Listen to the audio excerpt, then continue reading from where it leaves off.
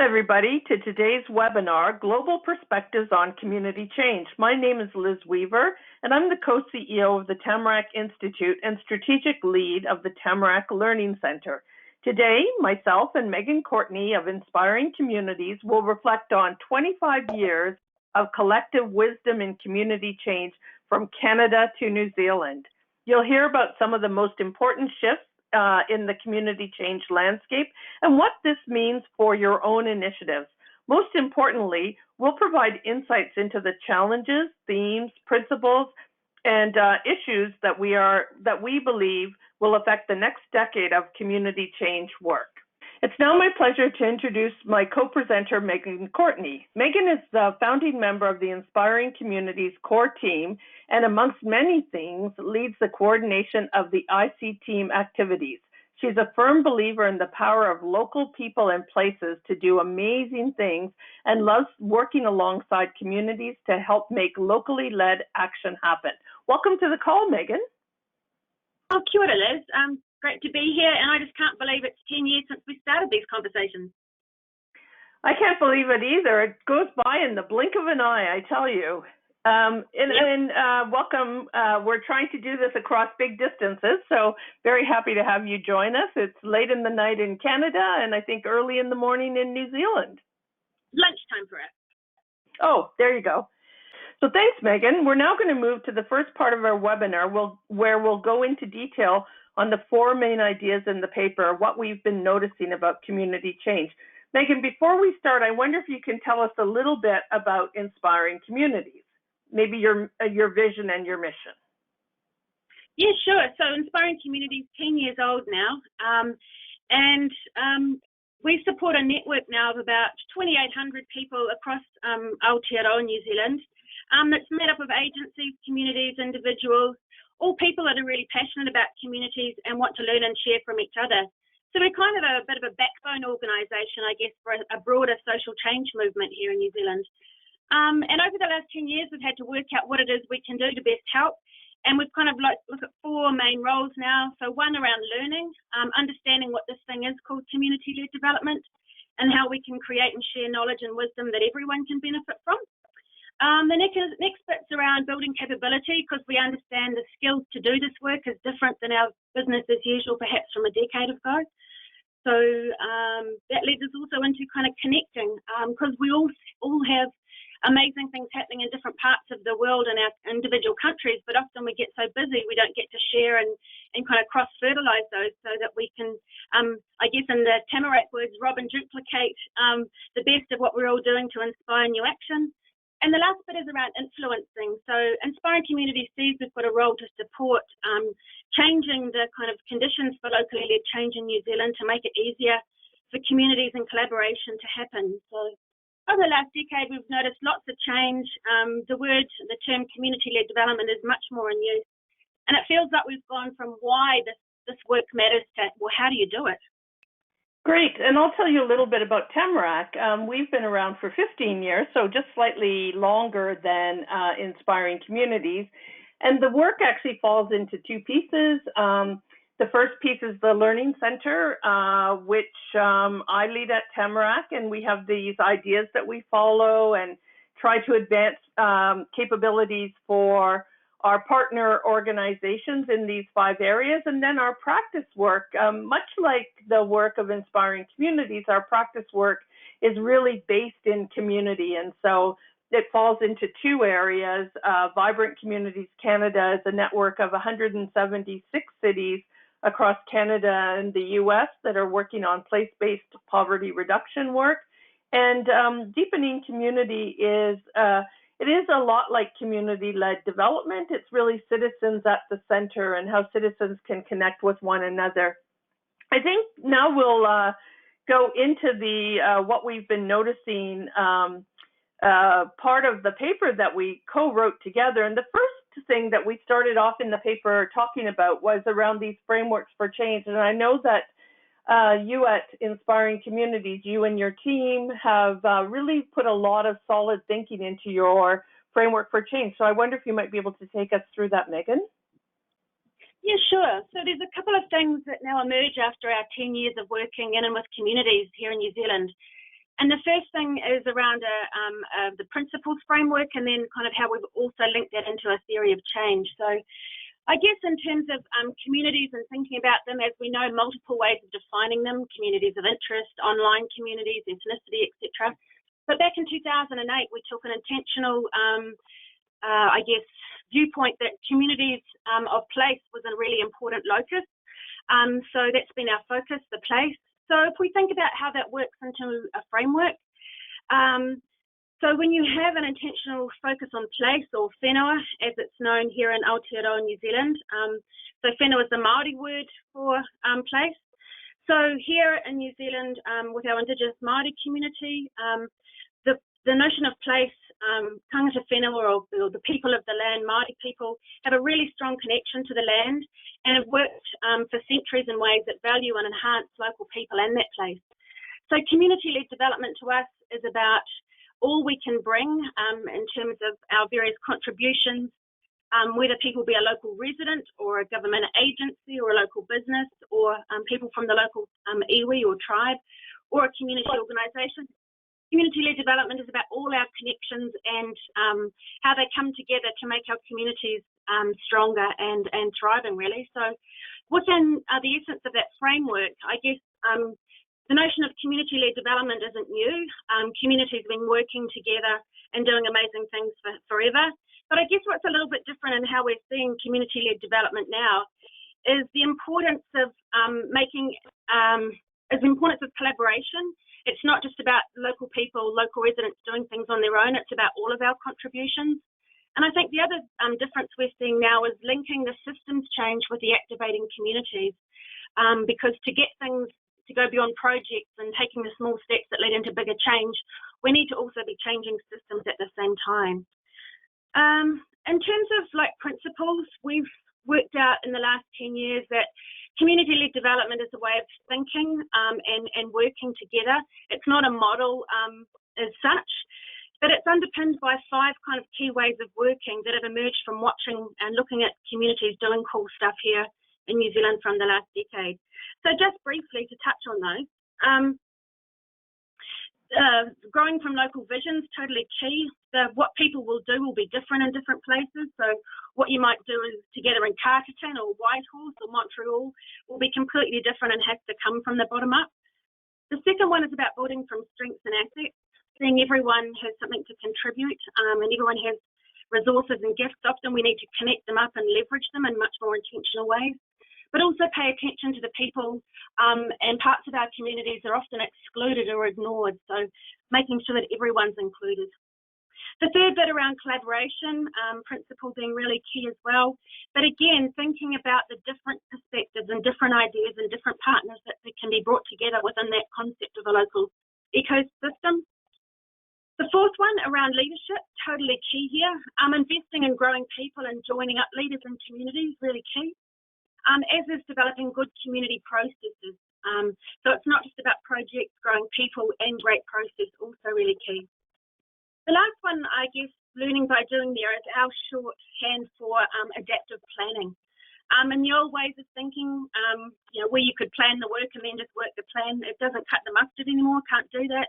We understand that what's going to happen, we need to be brave, try new things, use the research, use our evidence to keep building on what's happening, give things a go, learn from what works, and use that kind of reflection process to be reapplying our learning in real time. So these have become our 5 kind of touchstones for community-led development.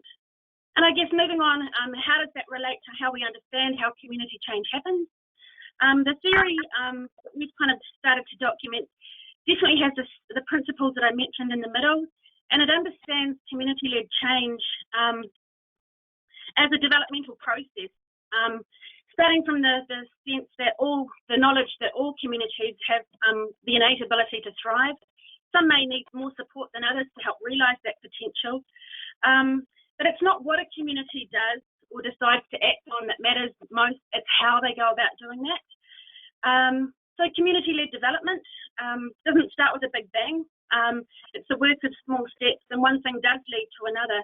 And often they start from very loose connections. So the loose connections might be triggered by a local crisis that kind of demands a response, or they could be driven by opportunities or aspirations, just a few people chatting about an idea about what they would like to do.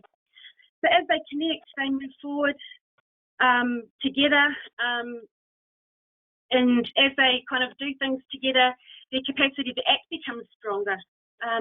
And so as they do more things together, their confidence builds, more people start to get involved, and so builds the capacity to organise and strengthen as well.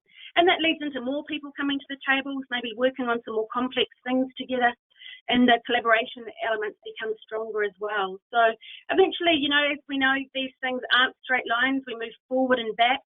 And the framework there in our theory is certainly underpinned by multiple eco-cycles and the inherent traps and twists and turns that they take. So, yeah, seeing this as an evolutionary process has become really important. You just don't decide, we're doing it today and it's all happening.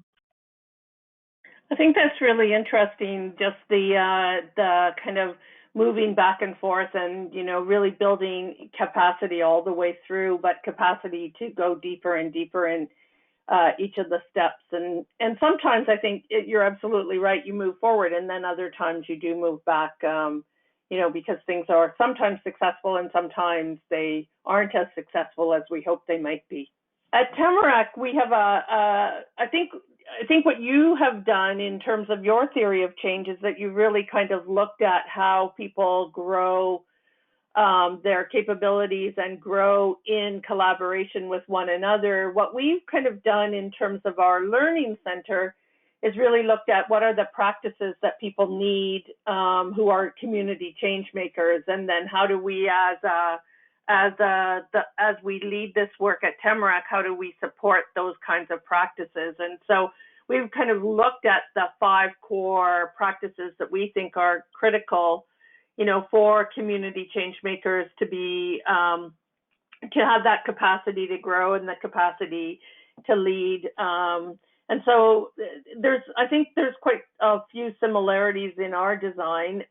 We start with collective impact, but collective impact for us is really a proxy for how do we collaborate together to work at, systems change or community change, which is the area of focus that we have at Tamarack. Community engagement is really about, how do we authentically engage not only the people that we know, but also those that we're not as familiar with or don't necessarily interact with all that much, and then how do we authentically engage them in constructive ways together. And I think that overlaps a lot with the work that you're doing at Inspiring Communities. And then collaborative leadership is really how do we not only look at ourselves as leaders, but what is the process of this adaptive leadership that is required in terms of community change and community innovation. I think we'll talk about this one a little bit later on in the webinar, but community innovation for us is really trying to understand how we can democratize some of those innovative practices that sometimes seem to be not within the realm of community, and yet, when you look at some of the practices, they have always been foundational to community. And so how do we maybe reclaim them as ways that communities can innovate? And then evaluation is, I think, a critical competency in terms of really knowing that we are making a difference as we work together collaboratively. So this is kind of how we've pulled everything together at Tamarack. And these 5 areas of interconnected practice really lead into our vibrant communities and the work that we're doing in place-based work, the city's reducing poverty work, and the city's deepening community work. And so it's really interesting to not only kind of have an idea of how the work unfolds, but then to actually work with communities to see, which of those ideas have resonance with folks that are working on the ground. And as I think about the Inspiring Communities theory of change, I mean, it certainly resonates with me that, you go through these kind of eco cycles, as you called them, and as we've called them a number of times in terms of growing capacity. We've certainly seen that in our work at Tamarack as well. Yeah, absolutely. The synergies across our work, I think, are really interesting, Liz, even though we've been kind of doing this from different sides of the planet, so to speak. There's lots of commonalities, eh? I think so. I think that, the work of community change is challenging work, right? And we have people with all sorts of different interests and all sorts of different experiences. And what we're trying to do is to bring them together and get them to and help them to work in new and different kinds of ways for the betterment of the community. And I think there's lots of lessons that we've learned from your work and, as we've shared back and forth over the last number of years. Oh, absolutely. And it makes such a difference for us here in New Zealand when we read something that you've written or others have written, and it's like, oh, yeah, we understand and we can see that in our stuff too. I think in this space, actually, yeah, sharing and learning across allows you to, I don't know, validate your gut, validate what you're kind of feeling, but often don't have words and framing for. So, yeah, really essential. Okay, so our first topic that we broached in the paper was this notion of authentic engagement. And at Tamarack, this has been something that has been at the core of our work from the very beginning. And some of the things that have really influenced us in terms of authentic engagement are really these kind of 4 principles that come forward. This comes out of a paper that my colleague Sylvia Chu wrote recently around the notion of authentic engagement. And in the principles for us are being open to grassroots power. It's really to understand that, citizens have an incredible amount of wisdom. They're navigating systems. They have deep wisdom of community. And we must, in the community change work, really give members this kind of active role in shaping their direction and really stepping into their leadership in community. And so this openness to grassroots power and grassroots influence, I think, is pretty critical to the work that we've done at Tamarack. We also recognize that there can be these hubs or networks that that exist in our communities and really can be leveraged to scale change quickly. And so often we think that community change work is about starting new things. And, some of the lessons that we learned from our work with Collective Impact is that it's not about the new, it's about looking across your community and understanding, the networks, the collaborations that exist and try to really leverage them for moving forward quickly. The third principle is about the compelling case, and we've really used the idea of aspirational cases. So how do you deal with complex issues in a way where you create this open opportunity for people to tell their stories, to build this compelling cause, and how do we make it not that we're not going to deal with the complex issue, but we're going to deal with it in a way that really brings different individuals and different folks to the conversation. And we saw this particularly in the poverty reduction work that Tamarack has been involved with for probably about 15 of our years. When poverty is an issue where there's lots of stigma attached to it, and there's lots of individuals who have pretty firmly held ideas about why someone lives in poverty or not. And so part of the bringing new voices to that conversation is to say, we need to tackle this idea, but there is a compelling case for us to really tackle the idea of poverty in a way that shows a pathway to victory. And so it's really important to think about that in terms of authentic engagement. And then I think the final principle for us that is really critical, and again comes out of our learning, not only in our Vibrant Communities work, but also the work that we've done with a lot of communities around Collective Impact, is this notion of really being disciplined in terms of tracking progress. It's really, I like to say that nothing builds momentum like momentum, and that for me that's a kind of a phrase that goes in my head over and over again. It's one that if we're able to track our progress, if we're able to show that we are making significant contributions to systems change, then people will stick with it and people will be drawn into that work. And so these 4 principles around authentic engagement, I think, are really at the heart of the work that we do at Tamarack.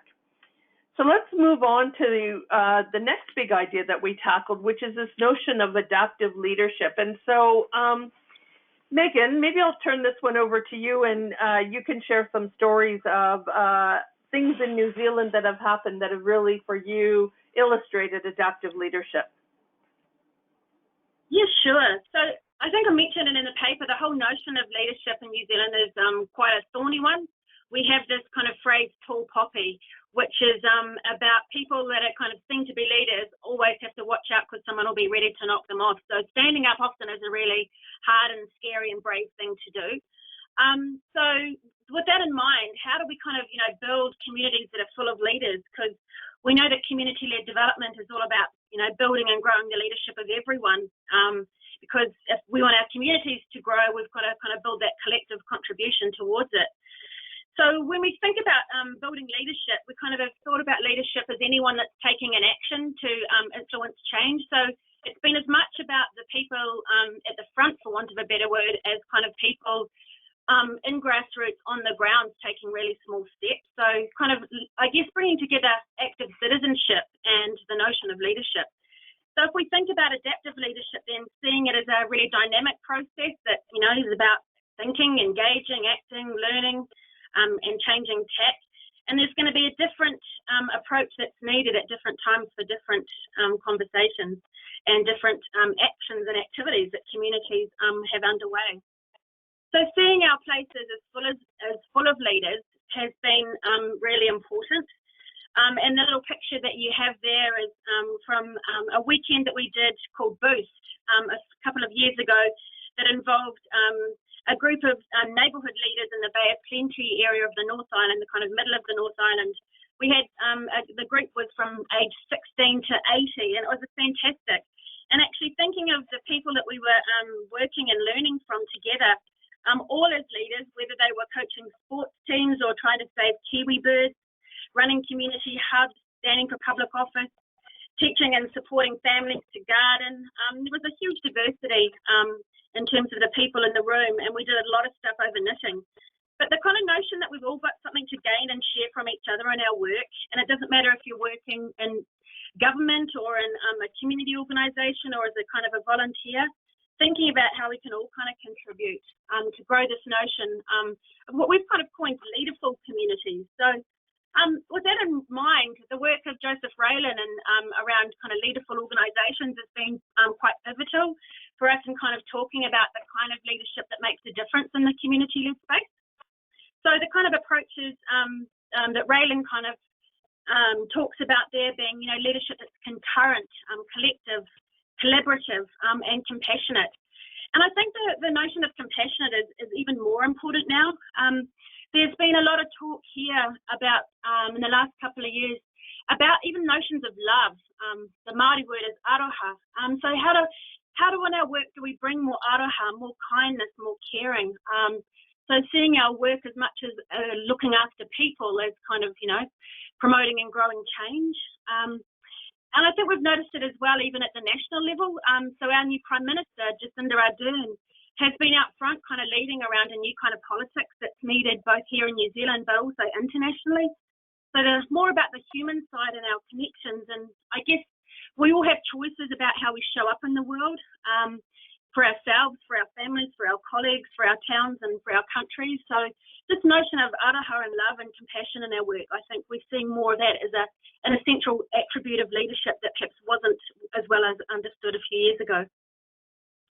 So what about this notion of adaptive leadership then? As I think you mentioned already, sometimes it's about, spotting, seeding and feeding others. It's about the juggle of the I and the we. And there's a whole lot of polarities within that we've been getting our heads around as well.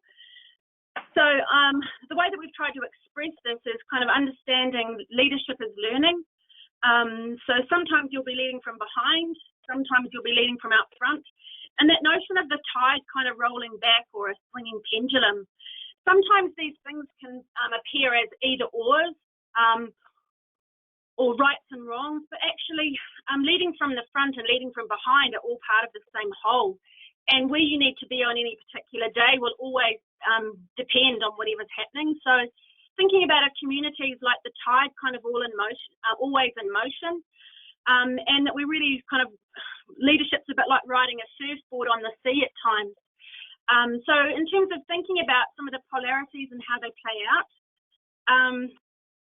sometimes you'll see on the left there, really strong leadership is required, especially when people or community change processes may not be going well and we need to call some stuff that's not right, or make some, strong calls on leadership or strategy that's needed. So there's a shadow side of being really strong. Sometimes our strongest leaders can end up being really dominant, and because they're there at the front, others don't step up to help as well. And at the other end of the pendulum or the ocean or the tide is this notion of being vulnerable. Thinking about Brené Brown and, the importance of asking for help and putting things out there so that others have the ability to contribute. Sometimes being vulnerable means that other people step up and offer their opinion and build their confidence and grow. But equally, kind of on the edge of vulnerability, sometimes when you can be, so full of doubt and fear, it can really paralyze you and stop you from doing anything or even walking away from being involved. So, yeah, this kind of notion of communities being in always in motion, ourselves as leaders always and change makers always needing to be in motion, has kind of helped us think about, what do you do when you get into those harder places when the kind of tide rolls and dumps you in the sand, so to speak? How do you kind of move? So we've started to document, and on our website we'll send you a link to this afterwards, and just want to credit the work of Margie Jean Malcolm from our team, who's currently having a holiday in Africa, very well deserved, but actually kind of really pushing and getting this notion of leadership as learning. What are the behaviours and supports that help you? And she's kind of identified some kind of key aspects, that kind of importance of curiosity, the not knower mindset, how you notice and listen and observe, the courage to give things a go and make sense of what's happening from multiple perspectives, that sense making, being really open to trying new things and finding new friends and new ways of doing things. And above all, probably within that notion of self-reflection, this is as much as about ourselves as individuals as about those we're working with, and how we share stories and we deeply listen and we think. So it's interesting because in Māori, the verb ako means to both teach and learn. And I think that notion that we're all leaders and teachers and learners, I should say, and all have something to offer and share with each other is really important in this kind of concept of adaptive leadership. Yeah, I really like this notion of leadership as learning and the polarities. That really strikes a chord with us in Canada and in the work of vibrant communities, in Tamarack as well. We just wrote a paper recently where we looked at different kinds of leadership frameworks and built on that. And really the intent of this paper was to look at all the different types of leadership approaches that are out there, and then what did this mean from a community leadership perspective. And so you can see here how we kind of sorted them from simple to complex and from individual to community. And as we started to look through these, we thought, okay, so what are the lessons that we have for change makers? And it really is a set of kind of principles. And so this was what we learned out of that work, was really that the principles that we can take out of all of these different forms of leadership. The first principle is really to make sure that the voice of people that you're working with are central to the work. And another principle is working across boundaries. And another principle that we saw was that really we need to be able to catalyze change and to work adaptively. So it's very similar to, I think, the lessons that you've learned about leadership as learning. And then the fourth principle that we identified across these different kinds of leadership is this notion of being able to engage in systemic thinking and action. And these can be really important, particularly for community change makers. And then I think,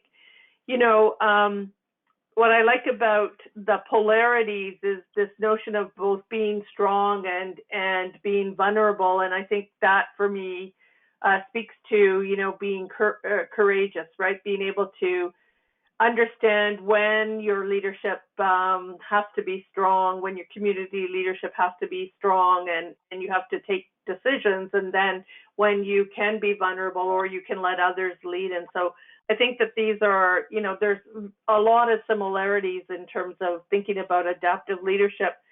You're going to share with us a bit of a story. Yeah, we just wanted to share a little story from Dunedin in the South Island, which for us kind of wraps up a lot of the kind of, discussion we've just been having around adaptive leadership. So hand it back to Tenzin. Hi, I'm Tenzin, and this is my Inspiring Community. Valley Kaiti is an initiative that was created by Kiwi Harvest. It's all about sharing the food and getting the support to those who need it. It's grown from a few people a few years ago to 20 to 25 families a week. At that stage we realised there was a lot of need going on and a lot of people coming in and asking for help, and rather than having waiting lists, we adapted the structure to change to be able to help as many families as possible. By having a rotating roster of 6 weeks on with a stand down of 2 to 4 weeks, and we can help everyone over those humps of getting through expensive power bills in winter and stuff, and have a rolling system of support. We're lucky enough here to be supported by the Valley Project, who we use their rooms as a base.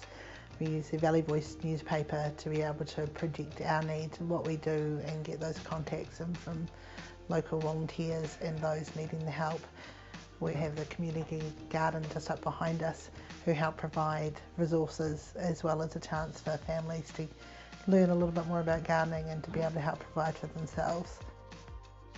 I joined as a recipient in seeing the need and the demand that was there, tried to brainstorm new ideas. Valley Project recognised that I was a bit of an organiser and asked me when I came up with this brainstorming ideas if I could create the system that I was thinking of. From there I've recognised some other people who come in and volunteer their time as well, and shoulder tap them to join me creating that database of support. So by recognising other volunteers in the community coming through and helping with our food share initiative on the Friday, by giving them little jobs and asking them just to come along and help me write a list, we're able to help encourage others' leadership qualities and let them emerge. Community development to me is seeing those who are keen to help support others and come up with ideas, being supported and encouraged. Creating the vibrancy that we've got here in the Valley is the success of community development. So Megan, do you want to tell us a little bit more about that great video? Yeah, to me that story is about those that are supporting people, but also helping grow people to be the next, change makers in our communities. And also just wanted to reflect on the importance of the kind of growing local food movement here in New Zealand, and I think internationally, as a way of connecting people in places. At the end of the day, we all need to eat, and if we can do it in a way that kind of comes from, good, is based on good, healthy kai, whether it be growing food or actually reusing food in our society that's often just been dumped previously. So I don't know about you, but we're seeing a lot of kind of recycling of food happening to make sure that everyone's got the food that they need to be healthy and prosperous. Yeah, we're seeing that as a trend emerging in Canada as well, in terms of really looking at, access to healthy and nutritious food, and then how do we recycle food? How do we share food in community in a more proactive kind of way? So I think it's I agree with you. I think it's a trend not only in New Zealand, but one in Canada as well.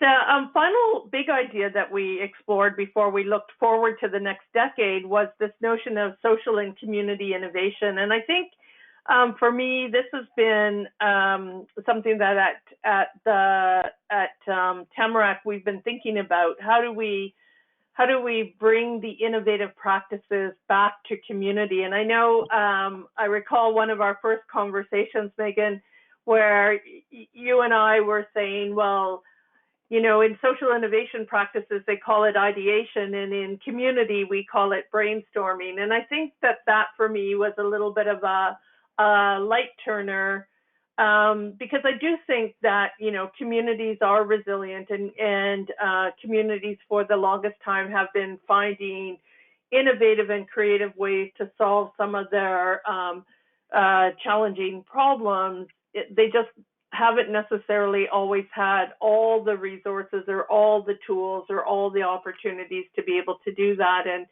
so organizations and like Tamarack and like Inspiring Communities, I think our role is to walk alongside of communities and bring some of these ways of thinking, these ways of learning, these innovative practices, and bring them to the community so that they can use them in ways that will help them advance their shared and collective work. And so that's what we think about when we think about community innovation is, you know, how do we take these social innovation tools, the planning canvases, empathy mapping, human-centered design, and how do we, you know, work with communities, build their skills and capacities, and engage them in ways that will lead to better outcomes. So I think that for us is the way that we look at this this notion of community innovation.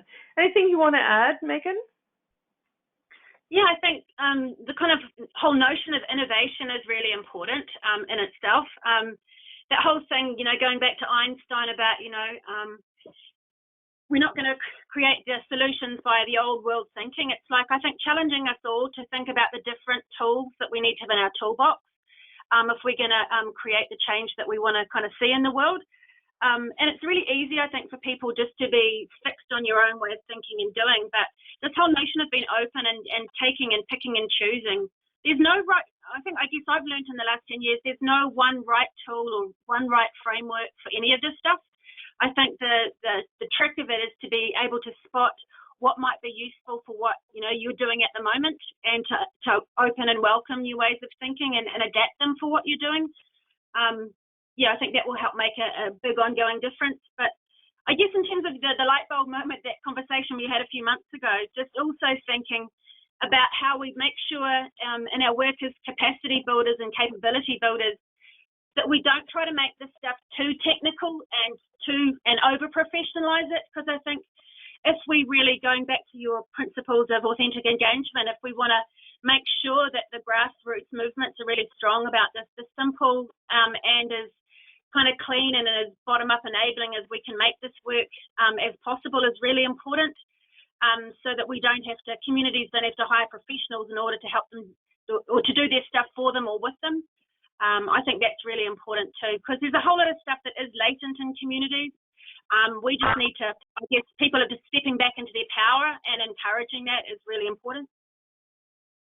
Yeah, we totally agree. So let's now move on to the final part of our discussion, which is really looking forward to the next decade of community change. It really, I think this is the part where we're really kind of trying to do a little bit of forward visioning. And the first question that was posed was, how can we work to increase opportunities to work and learn together, and how will this lead to better outcomes? So Megan?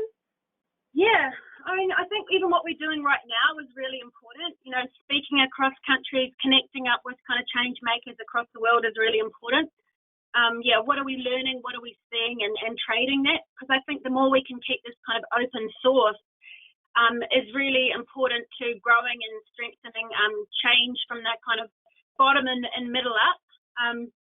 No, I think you're right about that. I think that both our organizations, both Inspiring Communities and Tamarack, not only help communities or walk alongside communities, but we're also, I think, known for contributing to the field of knowledge. I know that your Learning by Doing book has been pretty foundational to the work that you've done, and has some really great insight as you read through the book of, you know, both things that have happened in New Zealand, but what you've learned by being in the practice of community change. And I think that what we try to do at Tamarack is to, you know, gather together to look at people who are thinking about these issues, to scan the field of practice, and to really bring together, you know, activities and ways of thinking and bits of knowledge to help people kind of think through what it might mean for them. So I think it's the shared work that we have, that kind of scanning of the environment, looking at practice that is emerging or practice that we've been engaged in, or how practice is unfolding across communities, and then trying to kind of mirror it back to communities and to help support them do the work of community change that they're involved in. Absolutely, and that notion of kind of storytelling being so key within this as well. I think for some people, they love the frameworks and the kind of the mental maps and models, but I notice in lots of our community work that people want to know what other communities are doing. What's the real stuff people are doing? Because actually, when you see what's possible that you hadn't even thought of before, that kind of inspires the next level of action and outcome too. I think you're right about that. I think it's our good friend and colleague Mark Cabage talks about, while we can look at others, we also need to know what our own context is, right? So it's looking at the wisdom of others, but then thinking about, okay, so what does this mean in our context as we're trying to lead change in our context? So it's that kind of that back and forth, that adaptive work that is required. So the next question that we pondered in the paper was, what are some strategies that you've seen or used to align your work with government strategies? And how do we work with communities who may be skeptical in this approach? So do you want to take a chance at answering this question, Megan? Yeah, it's an interesting one, because my day yesterday was in Wellington on a reference group that's looking at localism in New Zealand. And it's been kicked off by local government New Zealand and the New Zealand Initiative to start looking really again at the power of place and the power of local people and what can happen, what's best done at different levels. It's interesting in New Zealand because we are such a centrist country in lots of ways, kind of almost the opposite of Canada. About 80% of our work, our policy and our funding and services kind of comes out of the centre. So it's interesting about how you kind of grow movements for change around things like localism when you've actually got to change the kind of paradigm under which your kind of country works. So that's one extreme that we're starting to get our heads around here in New Zealand. The other thing that's interesting is around, you mentioned about communities that may be sceptical about, being involved in kind of these change efforts. And I think communities, especially some of our poorer communities, have really the right to be really sceptical about, this latest round of efforts coming to help change them and save them, so to speak. And I think if we're going to work differently in those kind of spaces, we kind of need to go really slowly and start from where communities are and not pretend to have all the answers, allow time for really good conversations and for some deep, sometimes darker conversations, and acknowledge things that haven't been done so well in the past before, and really take time to build trust and demonstrate that a different kind of working is possible. So, yeah, those kind of things jump out for me.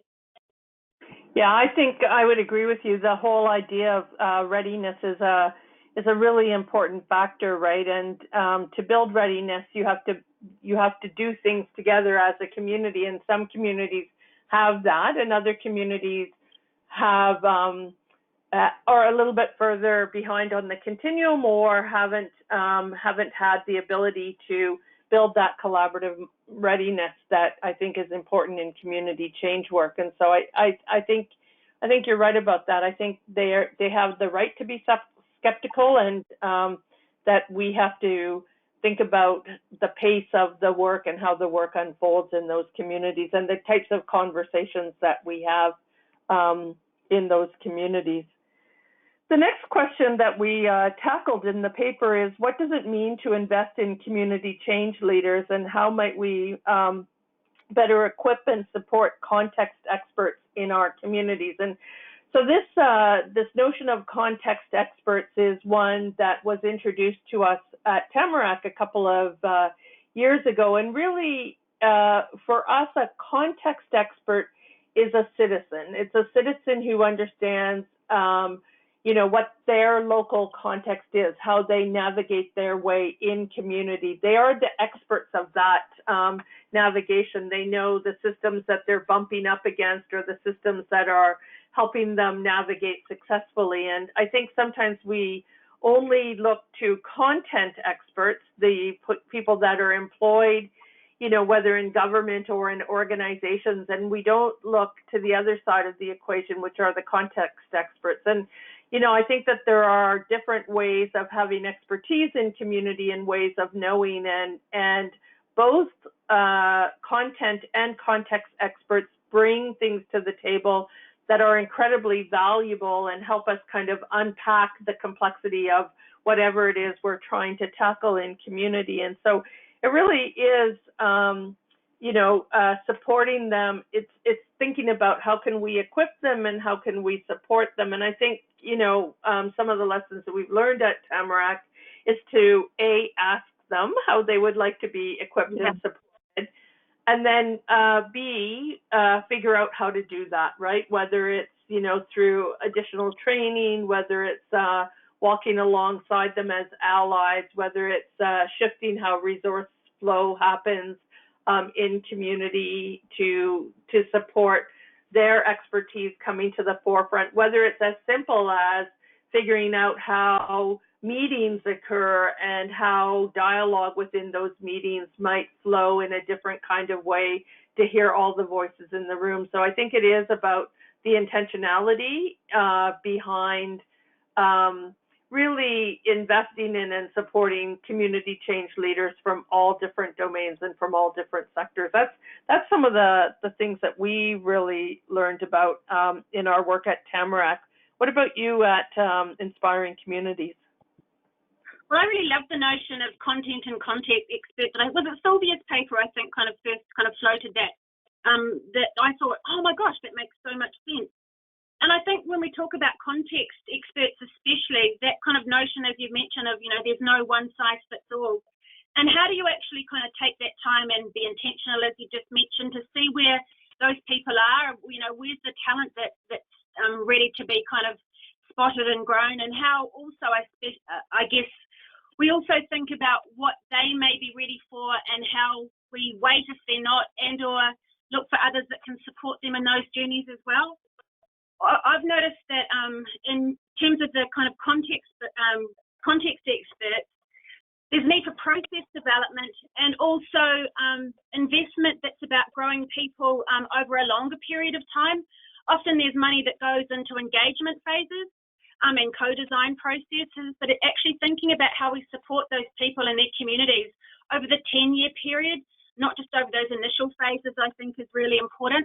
Because often communities that are really stressed, they go through those cycles of change that we mentioned much faster than many other communities, and how we can be there and walk alongside to help make things not just small wins, but turn into something that's bigger and better for their places with them. Yeah, it's really interesting. There's a great example of that in Hamilton, Ontario, the city that I live in, where they have really invested in context experts, and they have worked with the newspaper and the local community college, and they provided both support for them to tell their own stories, but then to tell the story of the issue that they're working on. And that support is over time. And what's really interesting now is that when they're invited to speak at places like university classes and other places in the community, because of the investment that has gone on in their work, they speak with a lot more confidence, but they're also confident to say, to ask for honorariums and to be recognized in that kind of way. So I think you're right about that level of support. It has to, in community change work, we have to think about, okay, so how does this happen in a way that's meaningful and purposeful, and also honors the stories and the experiences that our context experts bring forward. Absolutely, and no matter where people go, they will take that knowledge and practice with them. We did a reflection session with a community initiative that finished after 10 years of amazing stuff, And even though the project may have finished, what became really evident is what people had learnt through that 10 years has taken them into everything else that they're now doing in their next level of kind of community change or family change or, So I think that whole notion that we're growing people for the long term, even past our initiatives that we may be focused on for now, is really important. So the next question that we focused on was, how do we meaningfully engage with new ways of thinking in our community change work? And I think you already mentioned this is by having conversations, right? So, having conversations across peer organizations is a pretty critical way to really thinking about new ways of thinking in the work. But I think it's also about this notion of being prepared to look around, to really listen to other people and to learn from one another. What have you learned at Inspiring Communities in terms of this question? I guess it's thinking about, we always struggled with language around community-led development, and we were criticised because the principles were fuzzy and the walls were fuzzy in terms of the differences between community-led development and community development and community building, things like that. But if we actually hold that notion of the grey space and actually embrace that, it means that you can have conversations with others and look for commonalities rather than seeing our points of differences that divide us. And I think that's especially important moving forward as we think about where the energy in community change is happening. For example, here in New Zealand, there's a lot of energy, community-led action around community waste, local food, as I've mentioned, kind of local responses to child poverty. So how do we think about what we're learning and cross-fertilise our thinking across kind of sector-based change movements, I think is really important, because we've all got something to learn and share from each other. And if we think about, how we can beg, borrow and steal to make what we're focusing on in our particular place or our sector or our movement stronger, I think we'll all be the better for it. The other thing that occurs to us and that we've spent some time on is the need to actually name some of the practices and expectations around behaviours and attitudes and skills that help embed community-led change work. So even having some of these things embedded, I guess, in a structural sense, more into people's job descriptions and performance indicators and things like that, having a kind of a capability framework that names some of the things that matter most in terms of helping change happen, I think that's another thing that we can think more about too.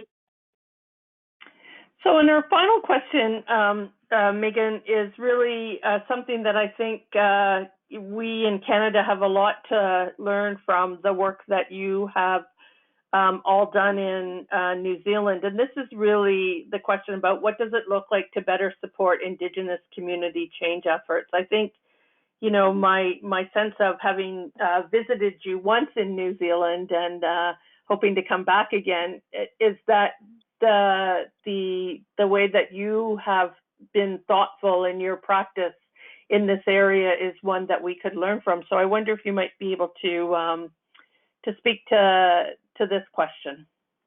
Yeah, I think the kind of principle of learning by doing and authentically engaging are really key in this process. And I think New Zealand is in a better place than it was 10 years ago, but we're all still learning and working out how to best do this too.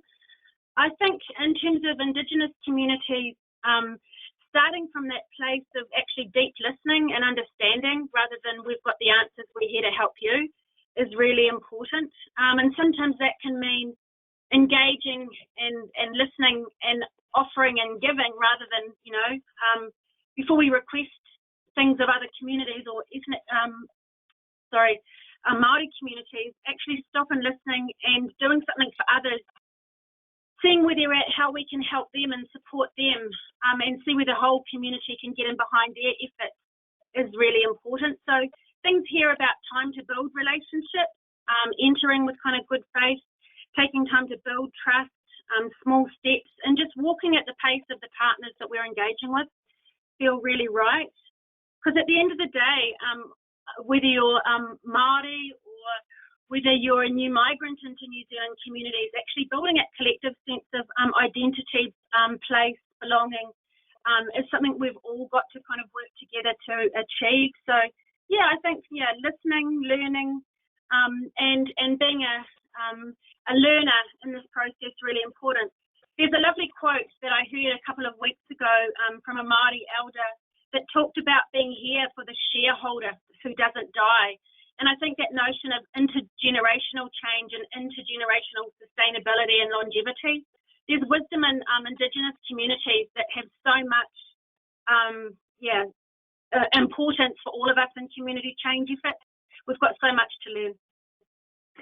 I think that's very similar to what we're experiencing in Canada, is the identity with land, the identity to move at the pace of multiple generations is something that we all need to think more about and to consider in our community change work. There's that famous quote about planting a tree for future generations, and I think the quote of the Maori elder is that, right? That we'll never see the trees full leaves, but future generations will. Yeah, absolutely. So that takes us to the end of our conversation. Thank you again, Megan, for sharing with us, and thank you so much for agreeing to be a co-author on the paper with me. I think it gave us both an opportunity, at least it did at Tamarack. I guess I won't speak for you, but it gave us an opportunity to reflect on, 15 years of our work, and certainly, we've felt like Inspiring Communities has been a colleague and peer organization. Even though we're many, many miles apart, we have very much in common. And so it was a great opportunity to co-write the paper with you, but also to do this webinar. Oh, absolutely. I echo that at our end as well. I mean, the first couple of visits we made across to Canada and connecting with the Tamarack Institute and listening and hearing and learning from your perspective way back then were awesome in getting us kind of kick-started, and it's been really awesome to keep working and seeing what you guys are doing and how much some of the kind of change processes, no matter where they are in the world, we're actually learning similar things. So I think we're onto something, Liz. I think we are. So now I'm going to turn it over to my colleague, Duncan, who's going to take us through some final announcements. So over to you, Duncan, and thanks again, Megan. All right, thank you both, Liz and Megan, for your wonderful insights and comments. I just have a few learning opportunities that we have for everyone on the call, a few things that Tamarack is putting on in the near future. The first is a prototyping workshop called Prototyping for Community Change in Winnipeg, Manitoba, and Guelph, Ontario. You can join Galen McCluskey, our Director of Community Innovation, and learn how to prototype new ideas and programs and discover how to scale up your prototypes to make an impact in your community.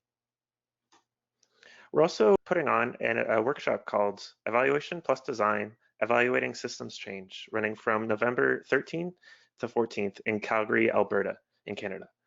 Here you can join Mark Cabage and again, Galen McCluskey, as they explore one of the most critical challenges in today's evaluation landscape, designing evaluations for systems change. This workshop is for you if you manage programs that need to be evaluated, you're part of a collaborative that is trying to understand how to evaluate, or you are in a collective impact network and wanting to understand shared measurement. Be sure to check out the link below, which will also be included in the email that you'll receive along with a recording of this call and any links or resources mentioned. Thank you again to Megan and Liz for joining us and sharing your insights. And thank you all for joining us and listening into this presentation. I hope everyone has a wonderful day.